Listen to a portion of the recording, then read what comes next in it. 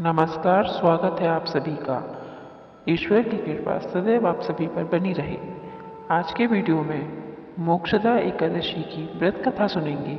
हिंदू धार्मिक मान्यताओं के अनुसार जो कोई एकादशी का व्रत रखते हैं उन्हें इस दिन व्रत कथा का पाठ करना जरूरी होता है। मोक्षदा एकादशी व्रत के दौरान पूजन के बाद व्रत कथा का पाठ करें या सुने। इस व्रत कथा का उल्लेख पौराणिक ग्रंथों में किया गया है, जिसके मुताबिक एक बार युधिष्ठिर बोले, देवेश्वर, मार्गशीर्ष मास के शुक्ल पक्ष में कौन सी एकादशी होती है, उसकी क्या विधि है तथा उसमें किस देवता का पूजन करना चाहिए। स्वामिन, यह सब यथार्थ रूप से बताएं।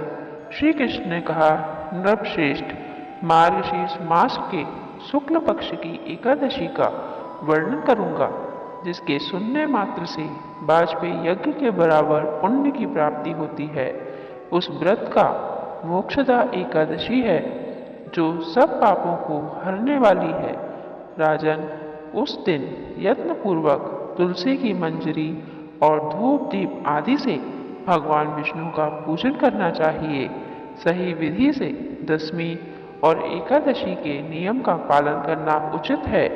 मोक्षदा एकादशी बड़े बड़े पाप का नाश करने वाली है। उस दिन रात्रि में मेरी प्रसन्नता के लिए नृत्य, गीत और स्तुति के द्वारा जागरण करना चाहिए। जिसके पितर पापवश नीच योनि में पड़े हों, वे इस एकादशी का व्रत करके इसका पुण्य दान अपने पितरों को करें तो पितर मोक्ष को प्राप्त हो जाते हैं। मोक्षदा एकादशी की कथा के अनुसार पौराणिक काल की वैष्णवों से विभूषित परम रमणीय चंपक नगर में वैशाखनस नामक राजा रहते थे। वे अपनी प्रजा का पुत्र की भांति पालन करते थे। इस प्रकार राज्य करते हुए राजा ने एक दिन रात को स्वप्न में अपने पितरों को नीच योनि में पड़ा हुआ देखा। उन सबको इस अवस्था में देखकर राजा के मन में बड़ा विस्मय हुआ और सुबह से सभी ब्राह्मणों से उन्होंने उस स्वप्न का सारा हाल कह सुनाया। राजा बोले, ब्राह्मणों, मैंने अपने पितरों को नरक में गिरा हुआ देखा है। वे बारंबार रोते हुए मुझसे कह रहे थे कि तुम हमारे तनुज हो, इसलिए इस नरक समुद्र से हम लोगों का उद्धार करो।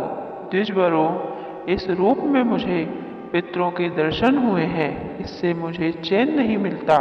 मैं क्या करूं, कहाँ जाऊं, मेरा हृदय रुंधा जा रहा है।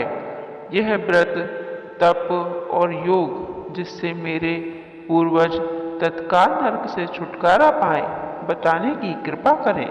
मुझ बलवान और साहसी पुत्र के जीते जी मेरे माता पिता घोर नरक में पड़े हुए हैं, इसलिए ऐसे पुत्र से क्या लाभ। ब्राह्मण बोले, राजन, यहाँ से निकट ही पर्वत मुनि का महान आश्रम है। वे भूत और भविष्य के भी ज्ञाता हैं। नृपश्रेष्ठ, आप उन्हीं के पास चले जाइए। ब्राह्मणों की बात सुनकर महाराज वैखानस शीघ्र ही पर्वत मुनि के आश्रम पर गए और वहां उन मुनि श्रेष्ठ को देखकर उन्होंने दंडवत प्रणाम करके मुनि के चरणों को स्पर्श किया।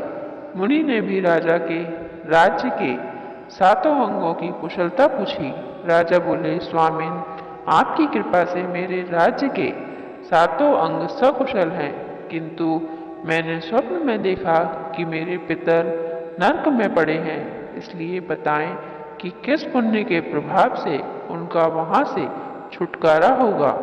राजा की यह बात सुनकर मुनि श्रेष्ठ पर्वत एक मुहूर्त तक ध्यान की स्थिति में रहे। इसके बाद वे राजा से बोले, महाराज, मार्गशीर्ष के शुक्ल पक्ष में जो मोक्षदा एकादशी आती है, तुम सब लोग उसका व्रत करो और उसका पुण्य पितरों को दे डालो। उस पुण्य के प्रभाव से उनका नरक से उद्धार हो जाएगा। भगवान श्री कृष्ण कहते हैं, युधिष्ठिर मुनि की यह बात सुनकर राजा पुनः अपने घर लौट आए। जब उत्तम मार्गशीर्ष मास आया, तब राजा वैखानस ने मुनि के कथानुसार मोक्षदा एकादशी का व्रत किया और उसका पुण्य समस्त पितरों सहित पिता को दे दिया। पुण्य देते ही क्षण भर में आकाश से फूलों की वर्षा होने लगी। वे खानस के पिता पितरों सहित नरक से छुटकारा पा गए और आकाश में आकर राजा के प्रति यह पवित्र वचन बोले, बेटा तुम्हारा कल्याण हो। यह कहकर वे स्वर्ग में चले गए। राजन, जो इस प्रकार कल्याणमयी मोक्षदा एकादशी का व्रत करता है, उसके सारे पाप नष्ट हो जाते हैं और मरने के बाद वह मोक्ष प्राप्त कर लेता है। यह मोक्ष देने वाली मोक्षदा एकादशी मनुष्यों के लिए चिंतामणि के समान समस्त कामनाओं को पूर्ण करने वाली है। इस महात्म्य के पढ़ने और सुनने से वाजपेयी यज्ञ का फल मिलता है। ओम नमो भगवते वासुदेवाय।